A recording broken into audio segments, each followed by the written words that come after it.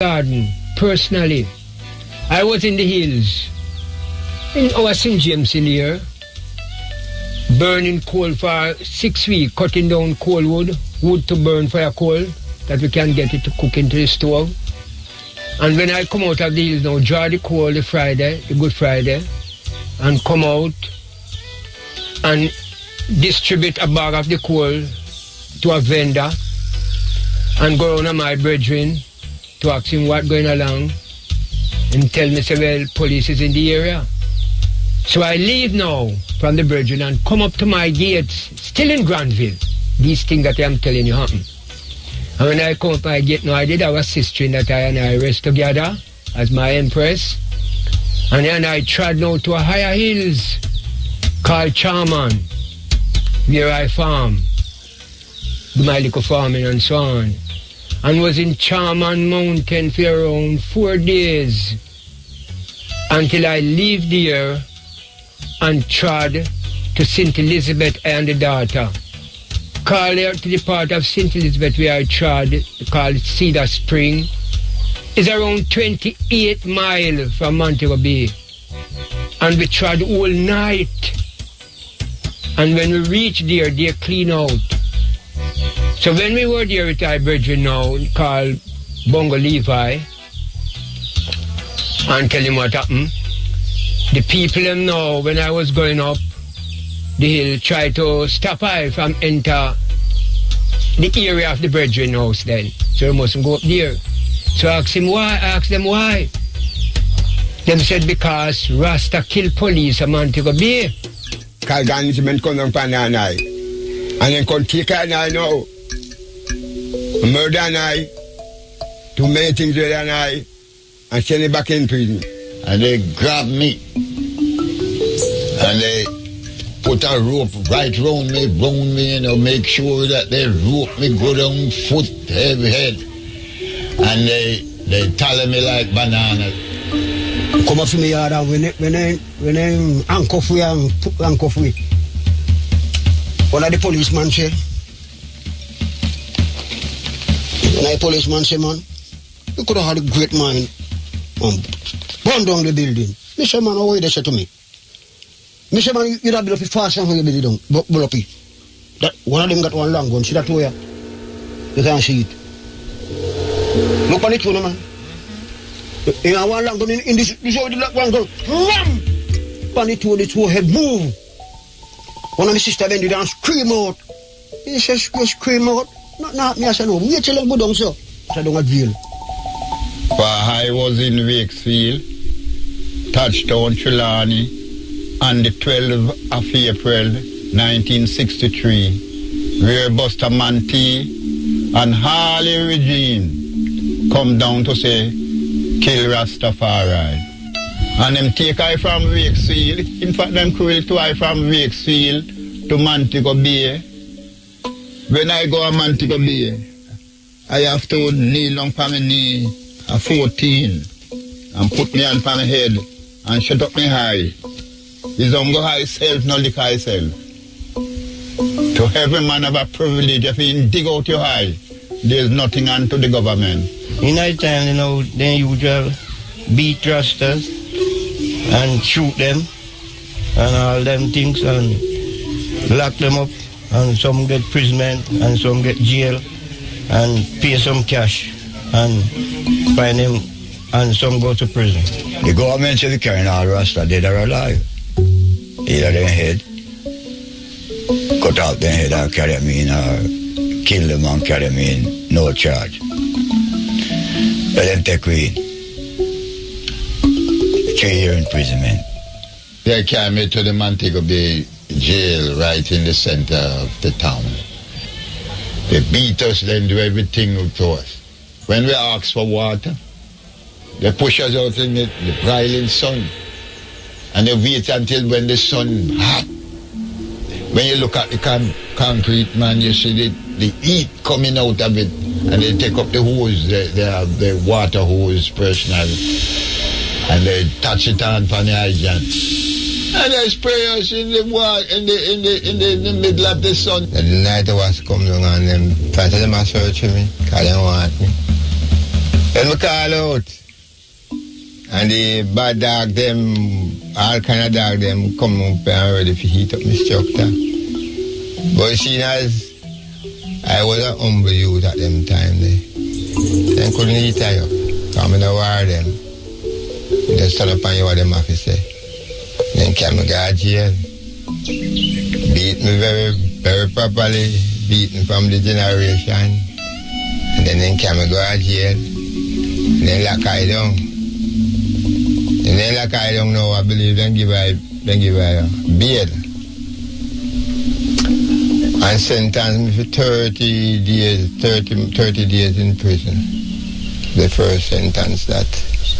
I don't see the half of Carol Garden incident because I was at North Gully and I couldn't go round and round to see the half. I couldn't walk out because it was danger. Which I tell you from story of Carol Garden told by those who experienced that atrocity. You know, I listen to it. I may say, why, you know, look where Rasta there. No. When the whole of Jamaica was against Rasta. Even at my little time, me see people, not police, people look at Rasta and say, dirty Rasta, nasty Rasta.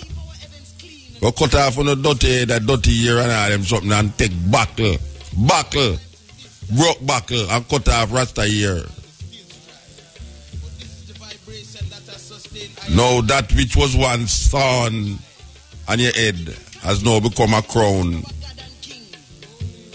Now we see whole heap of ones want that look, just the look, because them still have a problem with the philosophy and the opinions of the Rastafari brethren and sistren.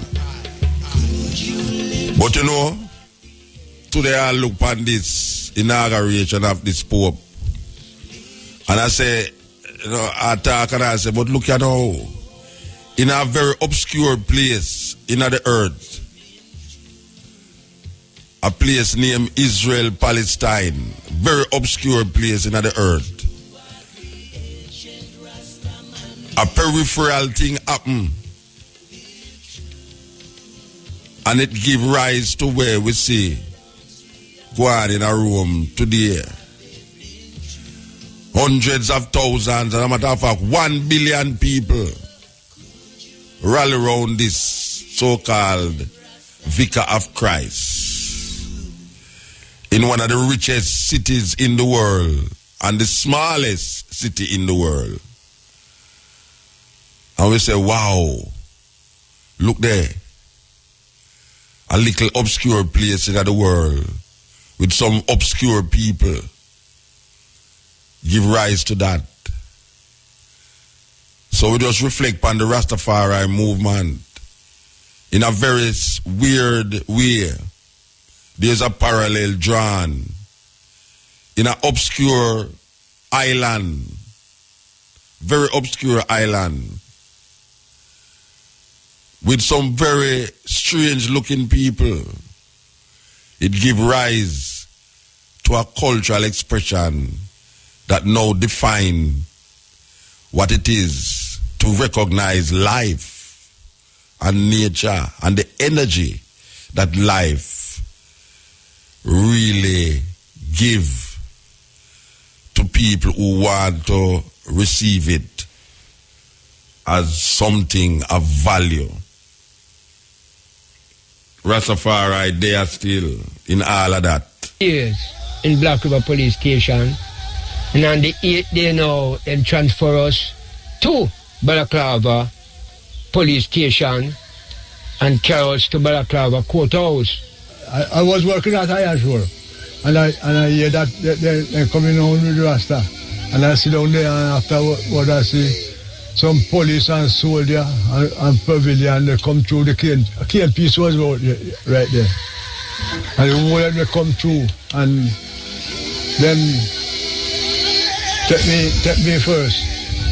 And after they take the other brethren. and go to our next spot over that side and take our next one. We go Falmouth, but that jail couldn't hold me, and then carry go to Falmouth. And I stay at Falmouth Sunday, Monday, Tuesday, Wednesday, court. We got court. What did they charge you with? Breach of the public law. The Thursday morning, in around 4 o'clock, I hear a rolling, coming very fast. And when he come up, I hear it stop, how we gate like here, so. And then boop, boop, boop, boop. And I board house. I mean, like, we have a little keyhole and me prep out, so. They see soldiers like sand rain. You go back and say, Marcin, police and soldier out there, you know. So we have a little boy, a little brother who lived before we. I realized, then lick down the door, and then go in and then start murder him and then drag him out. Murder, Mr. Murder. The guy murder me, man. All the woman in the piece of chicken and all them kind of way that. And then they show them for me, so them beat me to kill me. Stone, iron, everything they find. Yes. What I do now if it's here, Marcin now. We get take off the mattress off of the bed, and we put it in the corner, and then go in the mattress, and we tie the mattress down here so, and we tie it up here so, and I hold the head, the police can't go in now. That's how we get this saving from brutality, with the big belly. Taking the Friday night, have the baby the Saturday night, death road. But me say me not go in a hospital because if it's a judgment, me not go. I may stay there till the Almighty Jah help me and then take out the baby for me. See him? Me bleed till me white. White like this, a white clot. Then I have no blood in me. And at 7 days the baby live. 3 spoonful of tea, no breast until him die. The Friday, it was more wickedly. The hard man, the hard Rasta man to not gully. And so then they hard them, they kick them, they tell up them jump and Rasta man. In memory of the struggle that Rastafari have gone through, supposed to stick with I and I. In the 60s, we never have so much car, we never have so much money amongst Rasta. But guess what? There was a love and there was a unity. We need to cooperate our divine energy together and to unite round the divine consciousness of Selassie and to love one another supremely. We have a responsibility and we have to make sure that this government is answerable to what happened to Rasta in 1963. And we said this without any apology.